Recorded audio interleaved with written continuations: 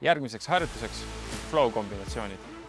Sinu eesmärk on panna kokku erinevad harjutused ning ühendada need ühtseks tervikuks, nii et need näeksid välja sujuvad ja ägedad. Kasutada võid nii akrobaatilisi, tantsulisi kui ka võitluskunstide elemente. Piiriks on ainult sinu enese loomingulisus. Sujuvale liikumisele aitab kaasa ühele jalale maandumine, seega väldi 2 jalga korraga maandumisi. Head proovimist!